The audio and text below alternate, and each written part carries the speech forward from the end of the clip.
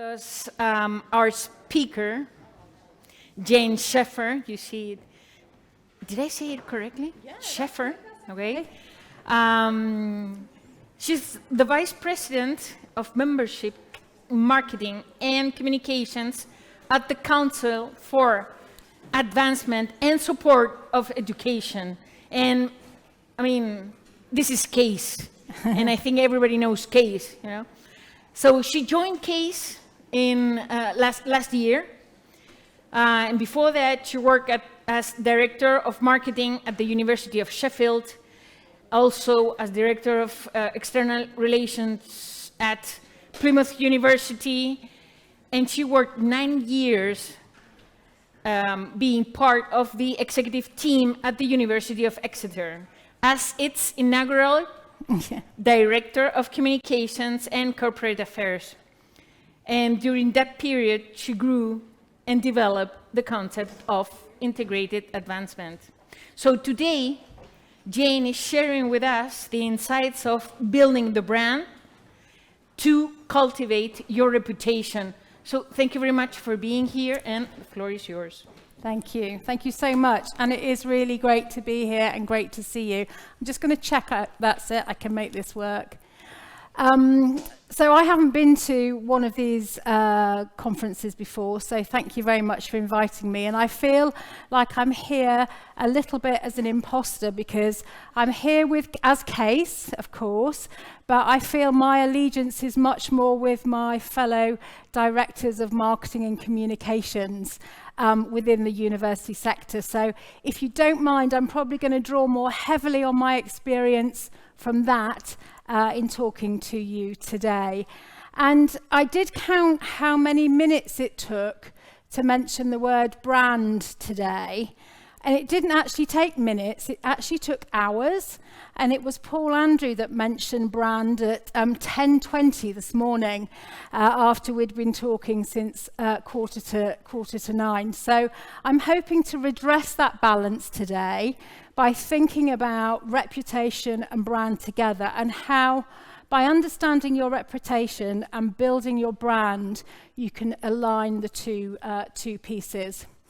So just a little bit about CASE, a little infomercial. Many people will be involved with CASE, and we have 18 members here in Spain, but we also have over 120 members in Latin America. We're a global organisation with over 90,000 individuals part of the CASE network and 3,000 members. But I think probably one of the most astonishing things about CASE is that it supports the advancement disciplines of fundraising, alumni relations, but also marketing and communication. And that is a key part of CASE's offering. And there are 4,000 volunteers around the world, people like us, who get involved in CASE events and conferences. So we really are a volunteer practitioner-led organisation, and are only as good as we are as an organisation because of the great volunteers and input we have from people like you in the room. So it is a bit of a thank you from CASE as well for getting involved.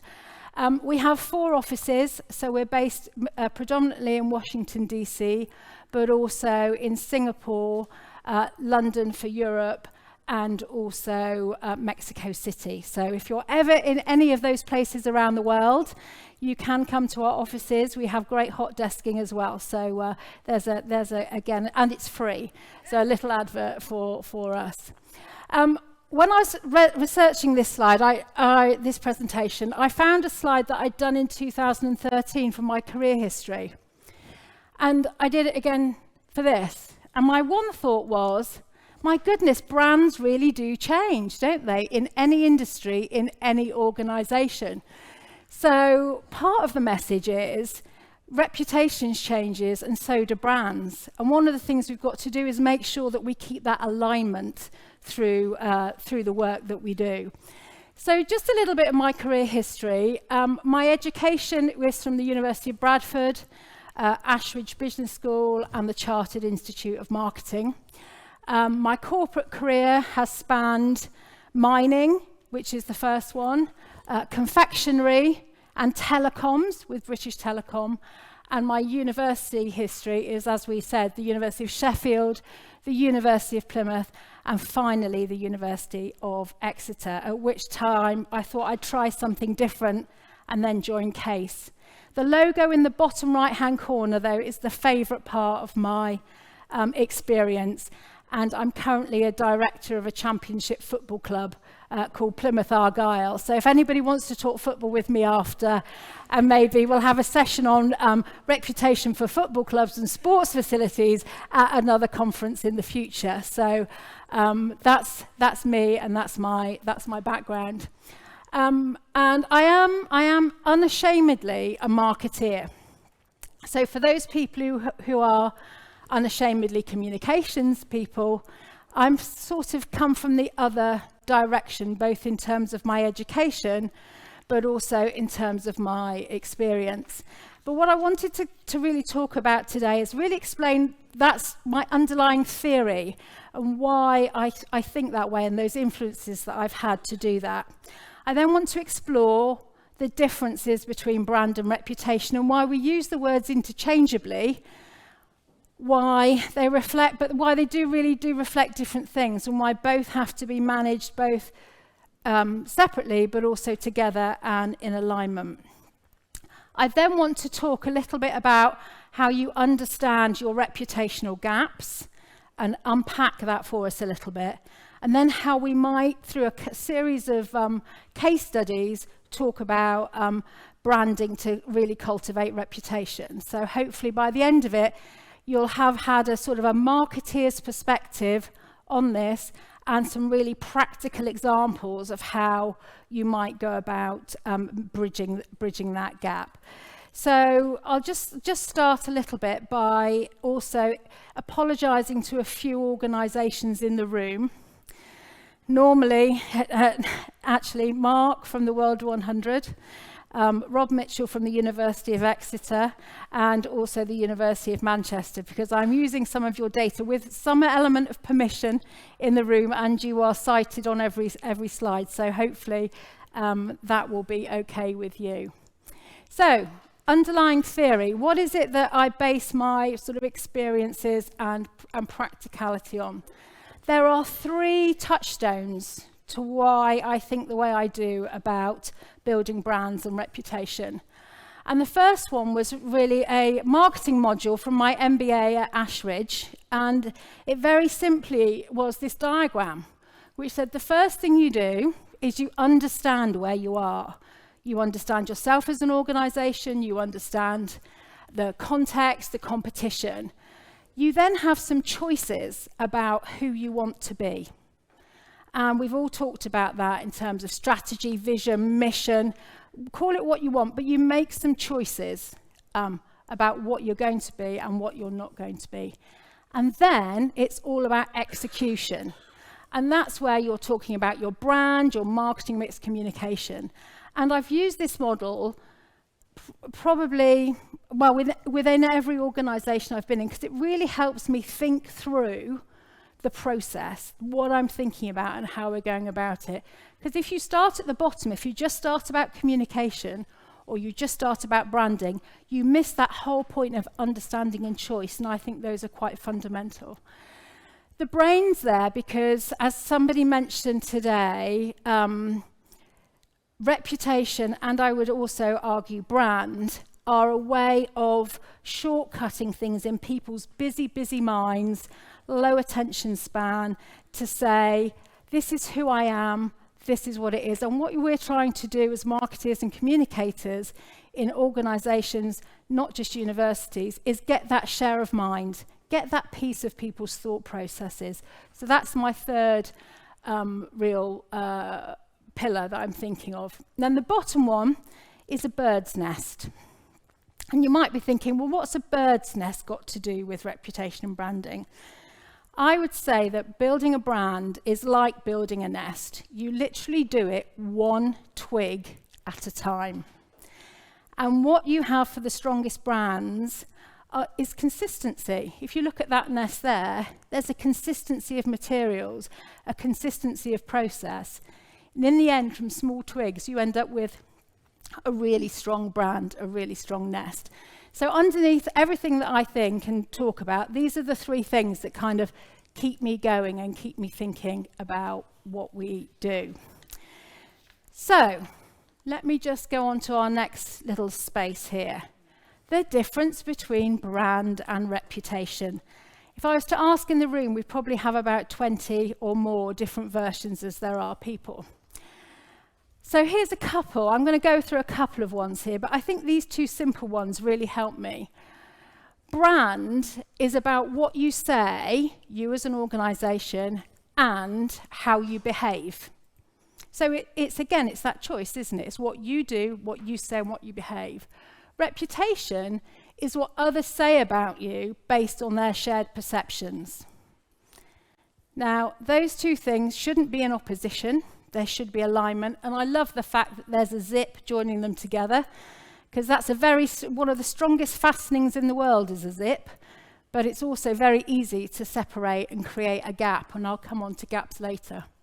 I also think the key thing there about brands is often how you might perceive yourself, and reputation is how others see you. And again, the element of a mirror, and somebody mentioned a mirror this morning, is a very good metaphor. Holding up a mirror, that's what we do. So I think looking yourself in the mirror and thinking what is your brand versus your reputation is also a very good thing to think about.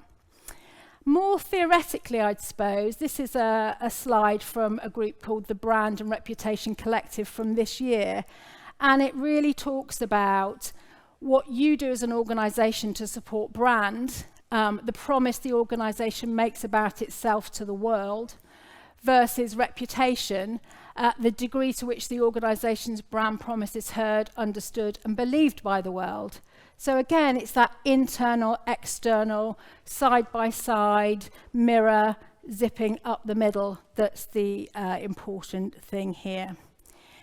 And what I'd say is that I'm unashamedly an integrator as well. So if you're thinking about where you have organisations and how you might organise to support brand and reputation, I think having the people who look after reputation and the people who deliver brand in the same teams is vitally important, because that really does minimise the opportunities that you have for dissonance between those two things.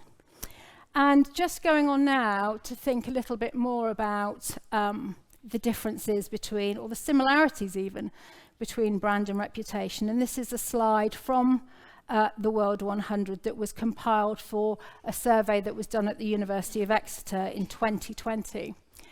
And it's really to say about the different stakeholders, and that's exactly what Mark was talking about in terms of each of those stakeholders will have a different view of your reputation. But I think what it fails to sort of go another step further is to say that many of those people are in a category there as a stakeholder, but actually they would wear the same hat, sometimes 3 or 4 times over. So unless you go back to that brand piece about every twig, one step at a time, you're ignoring the fact that I might be a postgraduate student of an organisation. I could also be a parent of a child that's going to an organisation. I might also be an alumna. I could be a donor as well. And I am, of course, a member of the public. So although these things we look at these stakeholders and we think, let's segment and let's look at that. I think what brands do for reputation is actually bring it all together and make sure that story is consistent and coherent. And it does matter. And it matters because this survey from 2017, and it's an older survey, but it still holds true, that people are really swayed by the reputation of the company that stand behind the brand. So this isn't just about universities, but people are saying that reputation impacts how they feel about brands. How they feel about brands impacts what they purchase.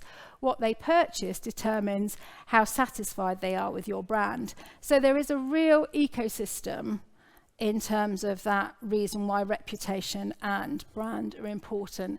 And that's a global survey, so it differs really quite little across anywhere you are in the world. So again, if you're a global organisation, then it matters no matter where you are. And bringing that down to a university, we've talked about it, and again, seen some of this research, I'm sure, before. Out of that list, the 3 out of the top 4 are about reputation. So whichever way you go, reputation is massively important. Therefore, brand is massively important if you take my argument that they are indivisible, zipped up, linked, and really help each other.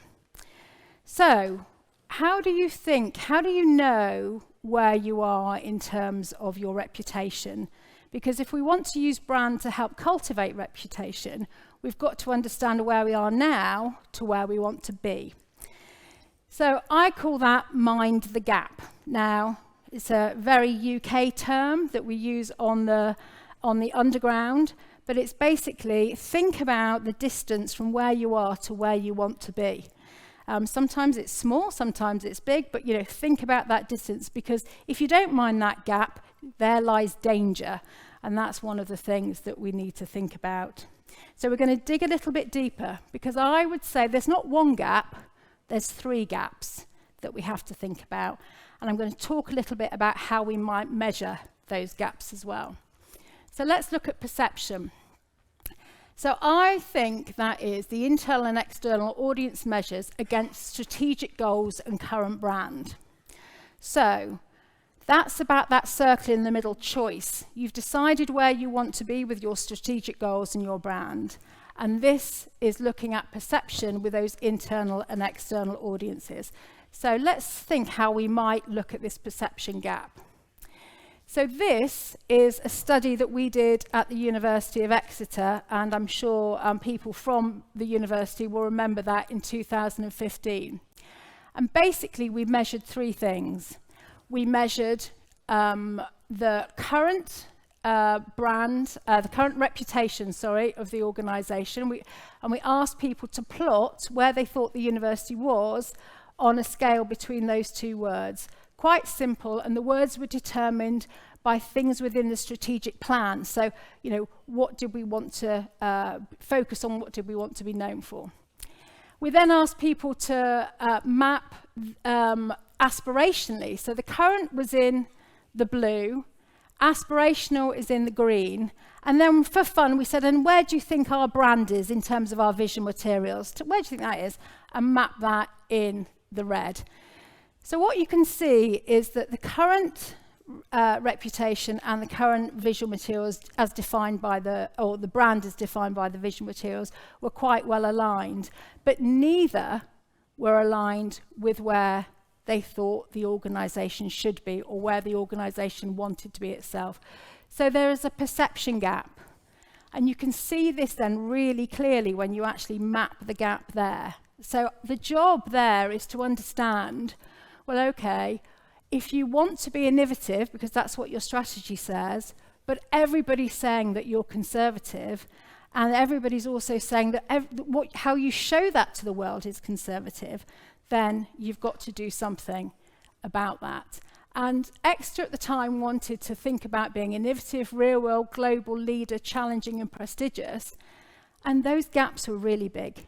They knew they had a really big job of work to do to change that. But time went by, and 2015, the university wasn't necessarily ready to hear that message, or if it heard it, it wasn't ready to necessarily do something about it. So sometimes time is a key factor in deciding what you do and when you do it.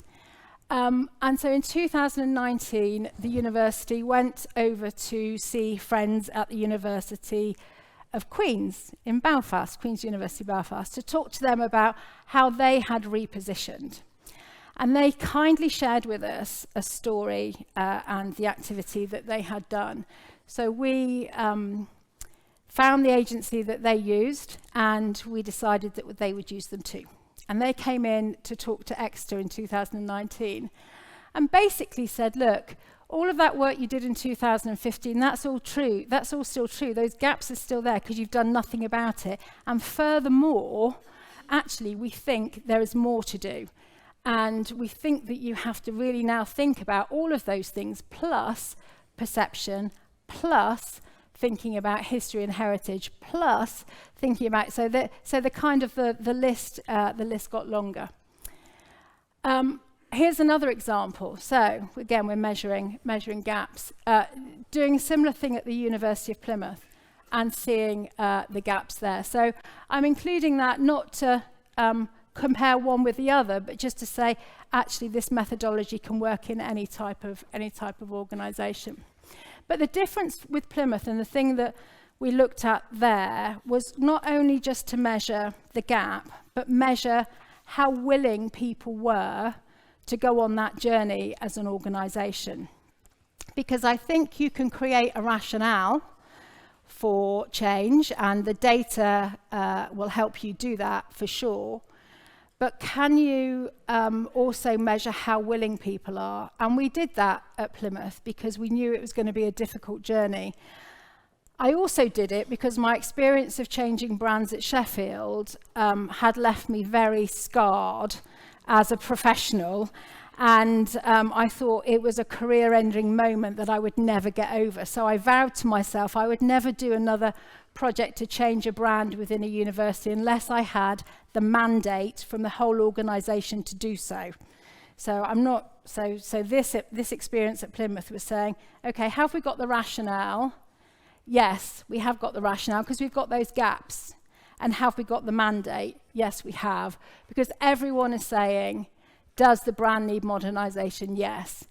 Do you like the logo? No. It's not just about the logo, by the way, but we wanted to ask that very direct question because that's what everybody always asks. So find the gaps, find the perception gap, find the rationale. So that's perception. So my second gap is performance. Now, what do I mean by performance? That's about what others think you're good at versus what you know you're good at. And there was a very good way of measuring this that we used at the University of Exeter, and that came from an organisation called the Brand Education and the analysis of both THE and QS. So we took all of the data from the rankings and we put it against a number of different things. And this was looking at our reputation score matched to our citation score. So we took this through the lens of research and we had a look and said, well, hold on a minute, we know we're really good at, this is an example for life sciences. So the axis from left to right is citation score. So the further you are to the right, the better you are. And the reputation score is bottom to top, with the further to the top you are, the better you are. So the ideal place you want to be is up here near Cambridge, Stanford, Oxford. That's saying your reputation and your citation score, you're really spot on there. That really matches. Exeter, its citation score was way over to the right, but its reputation score was way below the line. We were much better than anybody thought we were. So this is what I'm calling our performance gap. Our performance is great, but nobody knows that's true. The other aspect of performance is, what are you good at? And also, how good are you at those things? So what I've just shown you is how good are you at those things. And this is what are you good at? And this comes from the tracker analysis as well. And what Exeter thought they were good at was one set of things and what they wanted to be good at. But what the audiences thought they were good at was something completely different. So changing that also was important because the strategy said, We want to be known for life sciences, climate change, social justice, and actually those things weren't really showing up as much as they should have been. So again, you've got that performance gap in terms of the areas that you're famous for. So that's kind of identifying the performance gap. So then the third and final gap that hopefully brings it all together is the gap of presence. And what I mean there is reach, its audience. So how present are you in those audiences and segments that you want to be present in? And again, this comes from the analysis that the tracker did, and this is where we mention Manchester, but in a good way. And you can see there media mentions, which was an annual trend. And when Exeter first got this, we thought, oh, this is quite good. Look at our media mentions. Look at where we are. We're not too bad. We're not as good as Kings, but we're not as bad. We're like Manchester, so we must be quite good. We're quite happy. But anyway, when we sort of dug a little bit deeper, that really wasn't the audiences that were driving reputation, because these are the audiences that are driving reputation in terms of social media. And this was about our social media reach and our followers and those new audiences that Kirsty mentioned and the audiences that we weren't really tracking. So if we then had a look at where Exeter was in this list, you could see that we were way behind in terms of the size of our audiences and where they were. And those universities with bigger social media reach were the ones that had better reputations. So we knew that we had a gap growing in presence. And then we looked at that again across the world. So not only was that true within a UK situation, but it was even more exacerbated when we looked on a world stage as well.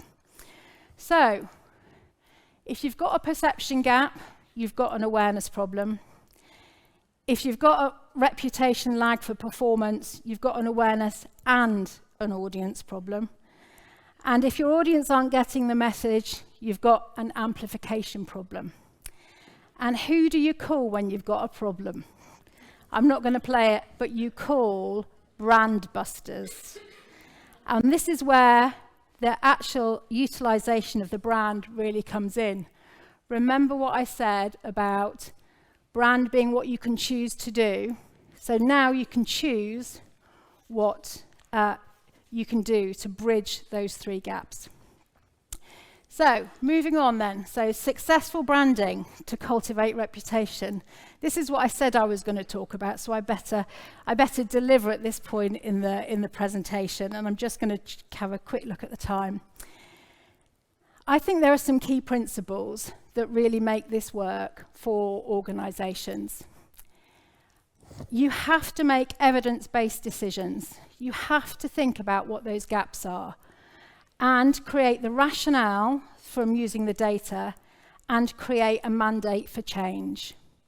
Get your timing right and have the organization really understanding why that change is needed before you take a step near anything to do with brand. Don't even call it brand. You know, do like we did today. Don't mention the word for at least 2 hours or 2 weeks or 2 years, whichever it might be. And really think about building what is currently valued. There's a phrase in the UK, and I don't know if it translates across the world, but they say, don't throw the baby out with the bathwater. So make sure you understand what is really valued. And many of our institutions have really golden nuggets in their history and their reason why they belong. Timing is everything.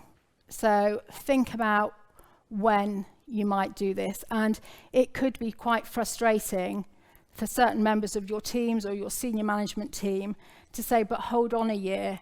We've got a great fundraising campaign that's going to be launched in 2 years' time. We've got an amazing 200-year celebration. We've got an amazing campus that's opening. We've got all of these things. And sometimes just waiting for that moment and doing your link between reputation and brand building is really important.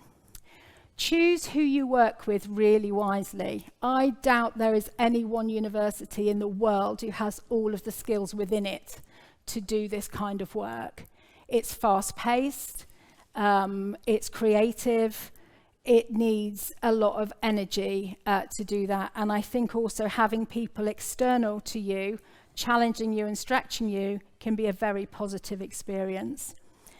But make sure you use your internal resources really, really wisely, because you may not have everybody, but you will have some fantastic people within your teams, but also academics within your own organisation.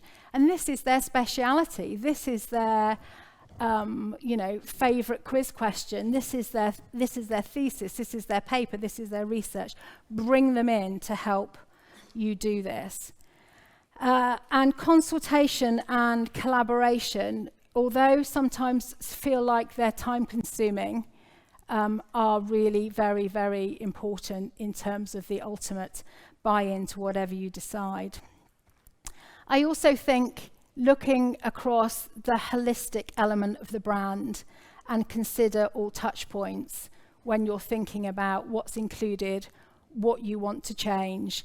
So, there's the obvious things to think about, but has anybody thought about the scripts that might be there for the chatbot, or the way that inquiries are answered by your admissions phone line?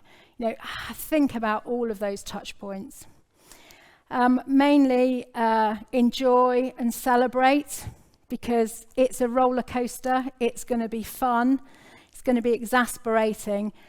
But my favourite moment, a couple of my favourite moments in my career have been through successful branding projects where we've really know that we've made that alignment between those reputation and gaps. And also the last point, but it should be the first point, is that you should measure. Measure at the beginning, measure in the middle, measure at the end. Know exactly the impacts that you're going to have. So I know that time is on us, and I think that I've spoken for long enough. So I'm just going to show you or share with you the brand video from the University of Exeter that explains the process that we went through. And I think a video speaks 1,000 words. So I'll hand it over to the video now, and I'm looking carefully over here.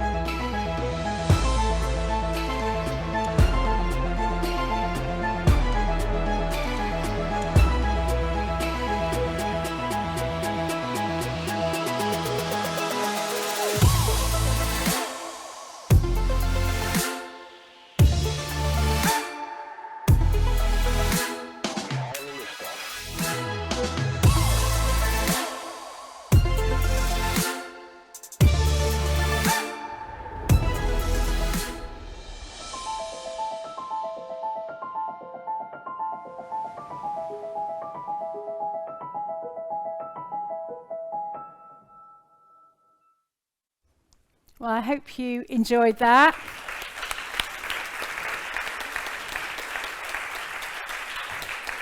And I'm clapping because of colleagues in the room and collaborators who helped us do that. I'd just like to say there are other brand projects that you can look at, and I do think if you look at the University of Washington, University of Monash, and actually I think as well Purdue University have also done 3 really good examples of how you do this well and bring reputation into brands. So over to you. Any questions? So thank you very much, Jane. Now we have time for questions. So yeah, I'm going to give it to you. Please.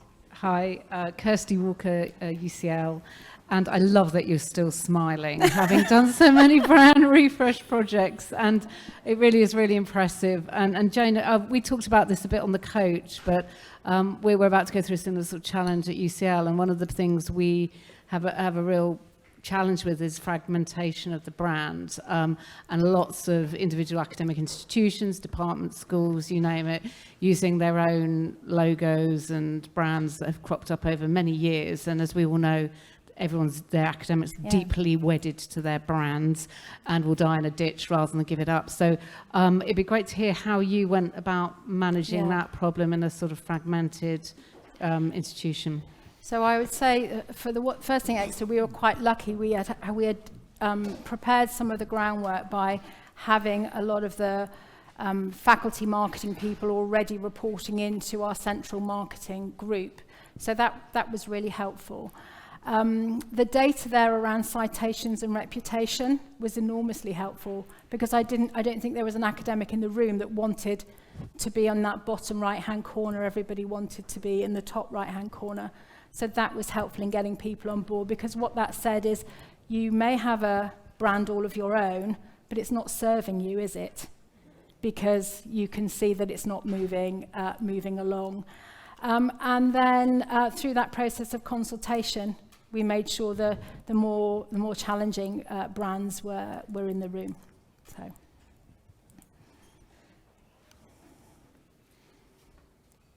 More questions? Stun them into silence. Silence. And this is incredible. Okay, please.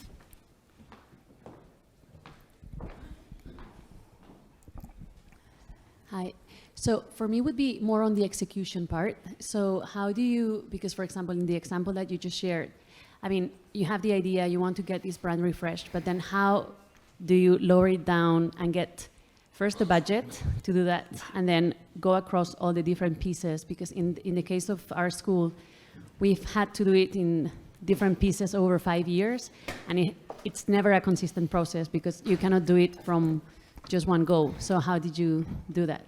Yeah, so to get the budget, I suppose I tried to be quite careful in where we spent the money. So spending the majority of the money on the research and the data and the analysis to create the rationale and the mandate. And then in terms of the execution, being very digital first. So actually the strategy around the brand and its implementation through digital was then minimizing some of the cost of those things. And in terms of saying what would we do, we agreed that there would be a 2-year frame for rollout, and we would do it as things happened. So accepting that for 2 years it would not be consistent, there was no big bang, and I think that was slightly different from maybe what happens in other places, but we accepted that there would be 2 years. And within that 2 years, very quickly we could see people wanting to adopt this because others were, and it was a sort of, we're not going to mandate you to do it, but look how good that looks over there. And we made sure the quality was very good so that people wanted to be able to use it, also with a great deal of support from the top, and therefore it was obvious if people weren't wanting to comply. Yes. When with the implementation of the new brand across faculty members especially, how do you manage to, for example, make the signature for emails the same for everybody? Because that tends to be a nightmare anywhere. It is. Yeah. This is where your friends in your digital and IT are really your friends, because making sure that that's a switching on off system, so it happens automatically. So we were fortunate that was there automatically. But previously, we have spent lots of time providing people with the right templates and the right actions for them to do it. You're not going to be able to persuade, you're not going to be able to make anybody do it. You've got to persuade them by making it easy to use, easy to get hold of, and them feel proud to have that as their signature block.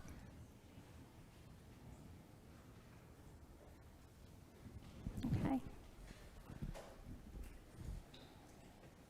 Okay. Yes, please.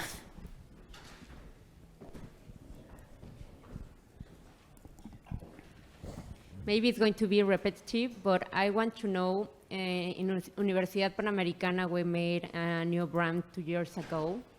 And today we have not a lot of problems, but the thing with constantly with the departments or groups, how you manage that to have a constantly with some departments that didn't make or I don't know if you made all the products of branding of the faculties.